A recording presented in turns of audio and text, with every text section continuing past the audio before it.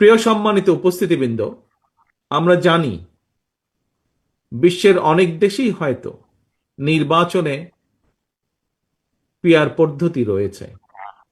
তবে বাংলাদেশের আর্থ সামাজিক ভৌগোলিক রাজনৈতিক পরিস্থিতিতে পিয়ার পদ্ধতিতে নির্বাচনের জন্য এখনো উপযোগী নয় বলেই আমরা কম বেশি মনে করি।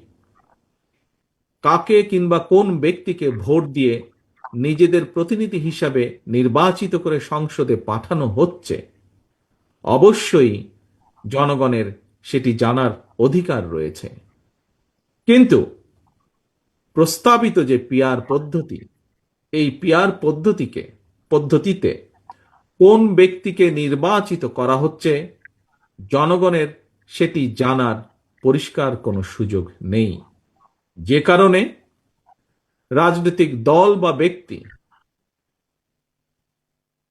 বা যে কোনো রাজনৈতিক দল বা ব্যক্তি জাতীয় সংসদে কিংবা সরকারে প্রতিনিধিত্ব করতে চাইলে অবশ্যই তাদেরকে জনগণের মুখোমুখি হয়ে জনগণের আস্থা বিশ্বাস অর্জনের মাধ্যমে জনগণের রায় অর্জন করা জরুরি।